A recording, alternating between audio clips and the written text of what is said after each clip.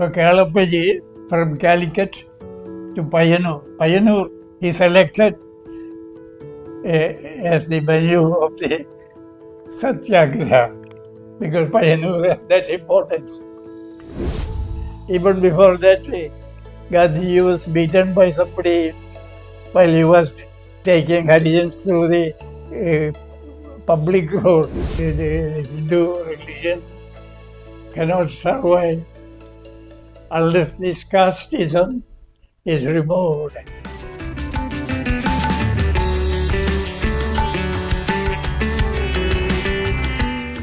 A centenarian whose very life is a glowing chapter of India's modern history, a veteran freedom fighter who carried the torch of liberty with unflinching courage, a journalist who gave voice to truth, an anti-untouchability crusader who stood for equality, a social reformer inspired by Mahatma Gandhi and a devoted disciple of Vinoba Bhave. All these salutations gracefully belong to Padma Shri V.P. Appukutta Poduwal. From travelling across the length and breadth of the nation for the Khadi campaign, even braving the Chambal Valley of Madhya Pradesh, once infamous for its dreaded dacoits, to working shoulder to shoulder with towering leaders of the freedom struggle, Shri Poduwal has lived a life that blends sacrifice, service, and inspiration. Today, he stands before us not just as a witness to history, but as a living icon of India, embodying the values that shaped our nation. Namaste ji. Welcome to our podcast. Not many people remain today who have had the great fortune of meeting Gandhiji in person and to hear him way back in 1934. So could you please tell us what impressions that speech made on you and what all transformations it brought about in you as a 13-year-old young boy, I would rather say a child? So you have reminded me of my boyhood, so I am very glad to say something. I was brought up in an agricultural family where the main occupation was farming. It was a joint family system at that time. Gandhiji's arrival, I heard everything. In my school, in my house itself, there was discussions. So many people come to my uncle, is a Vaidya, for treatment and also for political discussions. So I used to listen all those things. And Gandhiji's arrival, I was waiting anxiously, and the children around my house also have that spirit. And I decided to see Gandhiji. The school was running. Nobody can go without permission outside. But I, without caring about all these things, took my two neighbor students also were there. I asked them to take their book and go out. After the second period, the bell rang. In fact, you exhorted the other students also to boycott class and to come and meet Gandhiji. Yes, and we took our book. After that time, Gandhiji has visited Swami Ananda Tirtha's Harijan Ashram. And after the visit, he planted a mango tree there. The tree is that has become big, now bearing fruits. The tree is still there. I used to sit there very often. Meetings were also held at the shade of the mango tree. So we three, Gandhi was speaking on the other side of the town. There is a Maidan, not Maidan, actually paddy field. It was cleaned, stage was constructed. And that now that field is not there, everything has been followed by the town. And then Gandhi was talking. He started talking. And then the transition was there. So I listened gently. The Hindu religion cannot survive unless this casteism is removed, unless this untouchability is removed from the face of the earth. We have no right to ask for freedom if we keep untouchability here. All are children of the God.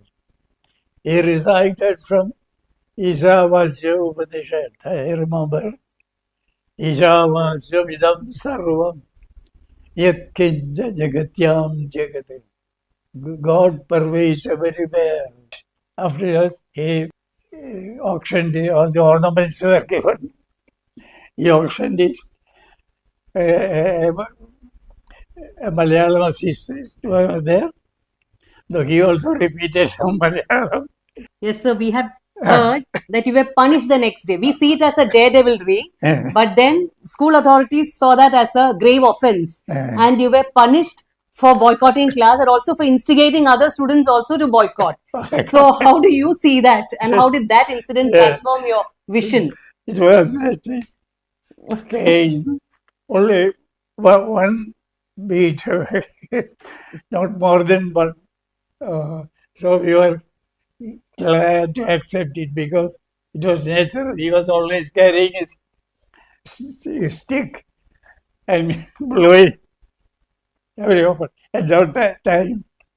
So we were glad that only one stroke was there, not more than.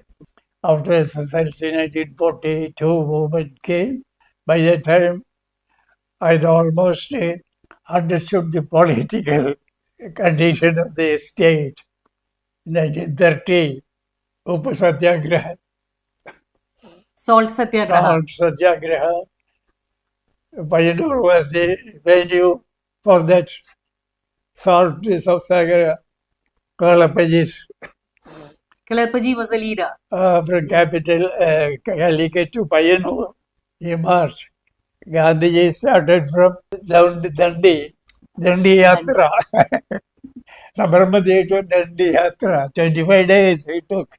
And from there, he declared that I have broke the law, I have disobeyed the law, and any punishment I am prepared to, even prepared to die, he declared. So anybody thinking this process want to imitate me can do at his own risk throughout India, he declared. So Kalapaji from Calicut to Payanur, he selected as the venue of the Satyagraha because Payanur has that importance. This Gandhiji's visit to Payanur, it was primarily to focus on anti-untouchability and also to raise funds for the Harijan magazine. And Payanur was also a place that was steeped deeply in religious rituals. So how did Gandhiji connect his reforms, that is social reform efforts, with the Hindu religious ideals? It must have been very difficult for him to convince people. So how was he able to connect his social reform ideas with Hindu religious ideals? So Swami Ananda Tirtha took up this Gandhi's message. I was in the high school. 4 Harijan students who were my classmates. So along with them, I used to go to the ashram to meet Swamiji and to talk with him for some time. Even before that, Gandhi was beaten by somebody while he was taking Harijans through the public road. We heard from Sanskrit school that ashram was near Sanskrit school at that time. Swami Ananda Tirtha ashram. So I, along with the 2 students, ran away to meet Swamiji at his during second period. So even in Sanskrit school, I have that inspiration. And after Gandhiji's speech, there was a big change in Payanur. Society. Yes, the movement was untouchability. Sir, you Ah. have worked as a newspaper correspondent for a short time. Ah. So, could you please tell us some memories of that time, your Ah. experiences of that time? I was during the Quit India struggle, which is in 1942. The local correspondent was arrested, Madhurumi correspondent, and he nominated me as the substitute. I had just passed my high school, and I was also participating in the struggle, not openly but secretly. I have joined the volunteer camp, and I was staying there also. Volunteer camp, taking food from there. And without the knowledge of anybody, I was sending the reports to Mathrubhumi, mostly relating to Payanur area. The first person arrested was Sri K.C. Nambiar. He was a member of All India Congress Committee and a member of Kerala Pradesh, the treasurer of Kerala Pradesh Congress Committee, K.C. Nambiar. As a newspaper correspondent, were you a witness to this incident? Yes, K.C. Nambiar was addressing a meeting of Congress workers in the Congress office itself. I was also present there. He presented a copy of the Quit India resolution passed at Bombay. The full matter was there. He wanted me to translate it into Malayalam and distribute among the workers. So I did that late afterwards. There's a long resolution. So what to be done afterwards is the problem. Nambiar gave some hints, some points that picketing government officers, individuals, or more people did not be arrested at a time. So a few people picket government officers, students may boycott the classes, students will be organized. And that job was also given to me later. You had the opportunity to report all these events. Yes, clandestinely, a Swatantara Bharata bulletin was circulated. Very secret, nobody knows. We are getting a few copies, and I will make more copies with a cyclostyle in my custody, secretly. Cyclostyle copies of the And bulletin. we will organize night meetings in various places. Clandestine meetings. Clandestinely, we will discuss all these things, and the people, what is happening in the other states also comes through this Swatantara Bharata. This is perhaps edited by, say, N.B. Krishnamari, was Madhubhumi Weekly's editor at that time. He also belonged to socialist group at that time. And one day he came to me, gave me a lot of leaflets in English brought from Bombay and wanted me to translate it and take it in the cycle style machine and distribute it.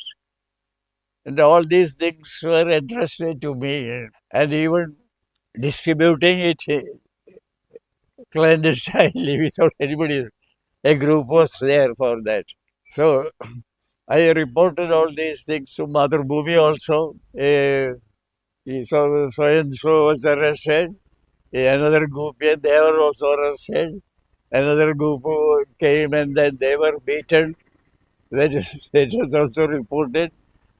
And to avoid delay, I used to send it through telegram. The Malayalam report was sent in English. As telegram messages. And without knowledge of other, it was sent. Madhurumi accepted it isn't published. because if I write and send by post, it may take time. So that was also a device that I employed at that time. Okay. Your command over the English language was very helpful for us, Yes. for Malayalis, Uh, to intercept what was going on in other parts of India. yes. And you have played you had the great fortune to be or to play a very active part in freedom struggle at that time.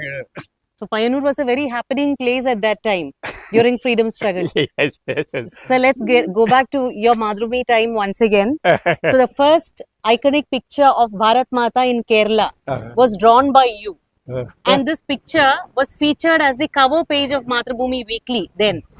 So could you please tell us about that experience? I joined Payanur at some training. Even during my childhood, I had.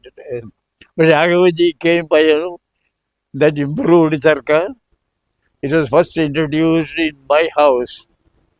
So all the members of the house learned that Spinning the charka. Charka, and I learned its mechanism and repair and all other things. I was studying in third standard. I was invited to the manager of Payanur Khadi Center to join Charka Sangh. So I accepted. The head office of Charka Sangh for Kerala was first started in Payanur. So head office was shifted from Payanur to Kozhikode, and I was also transferred along with that. So from Kozhikode, I had relations, trusted relationship with the Madhubhumi. A book named Charka Sangh have to be republished. So for that book, I draw some pictures, different activities, showing different activities, etc.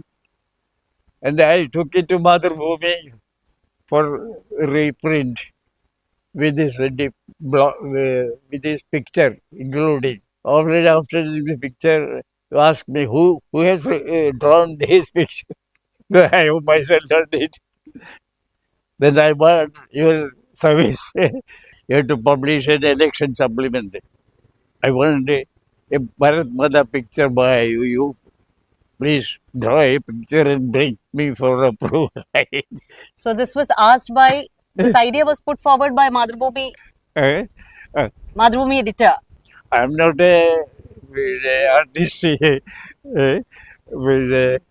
These pictures are drawn out of my own, the birth, mother, and other things. I have very little knowledge about all those things. But he compelled me, you prepare one draft, pencil sketch, and bring it to me within a week. He compelled me to draw. He accepted it. They wanted me to change it to Indian ink. And it was given, they took they published it, and my name was also came to my door.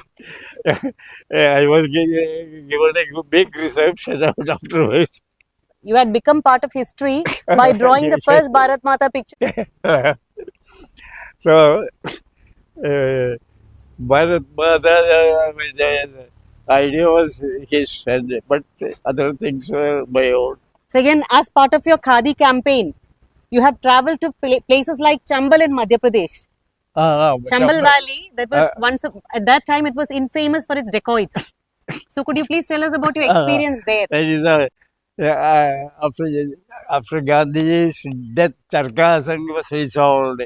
It was transformed into Sarva Seva Sangh. All Khadi, Hindi Prajar, Aitochar, and all those things combined together.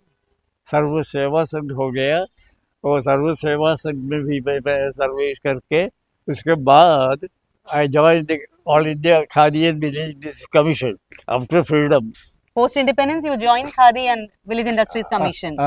Commission. There was also, I was also actually invited, the head of that section, which was one mega travel from Tamil Nadu, visited Payanur and accidentally met me and asked me, "Are you willing to come to Khadi Commission?" And I told him I was alone with my mother. He has no other support. So it will be difficult for me to come to Lucknow. Lucknow was at that time. So he compelled me. I told my mother that I was going to Varanasi as a pilgrim. So my mother agreed. So I went straight to Varanasi and took my bath in the holy Ganga and prayed at the shrine. Kashi Vishwanath. And then from there I went to Lucknow for the test and interview. I could do everything easily and I got selection. After selection, there's a problem. I consulted my friends. This is the thing. How can I leave my mother alone here? So they compelled me, you go and it is a good opportunity to visit entire India. So, and they gave a chance, you just marry. A marriage. Actually, I was not willing to marry at that time. So my marriage was, within 1 week, marriage was arranged. And I got permission from my mother. My wife was put there. In Payanur. And I told them, I will take both of you to Lucknow after some time. After, don't worry. so, so I joined Lucknow. So what about your travel to Chambal, Uh, Madhya Pradesh? and from there, I had an opportunity to travel Chambal Ghati area also. It was a subcenter of Madhya Bharat Khadi Sangh. With the Gwalior was the headquarters. From there, so we had to visit the field, how the artisans are working, how spinning is going on, how weaving is going on, what are the defects in the implements, what all things are to be added, all the instruction I have to see. It is an overall supervising audit also at the time. So the manager asked me, don't go there.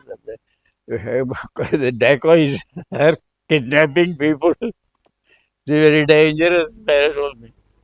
And I told him, I am not afraid of this because I am a disciple of Vinobaji, I will tell them. In that time, they won't disturb me, I am sure. You didn't face any problem in carrying out your work in Chambal. Yes. After walking 7 miles I reached Chambal after walking 7 miles by foot.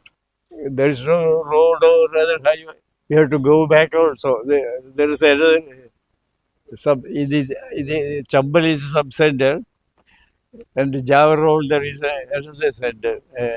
So I have to visit Jawaharlal also. From here, 7 miles by foot and through Very difficult terrain. difficult terrain. So I was returning just a furlong at that time. I saw a person, house was there, he was seated there, and a people were surrounding, sitting around him, and they were all in a pensive mood. My co-worker told me that just now a person smuggled, kidnapped from here has been returned by the decoys after paying the ransom. That is about 20,000 rupees or something like that. So I was interested to meet that man and talk to him. So I went and seated before him. And that man was seated there. Prabhu Dayal, his name was, I remember. Prabhu Dayal. I told him that I have come to visit that weavers here. I am from the Khadi field and I want to know what are your hardships. Please tell me. within a few minutes we have to go back immediately. But then for some time he could not speak. Tears were dropping from his eyes. And they started telling, this is a second Birth for him. birth for me. I thought I would have died already. I have no money, ready cash with me to pay to them. My children disposed of a small area. There was a small Piece of land. area was there, field was there.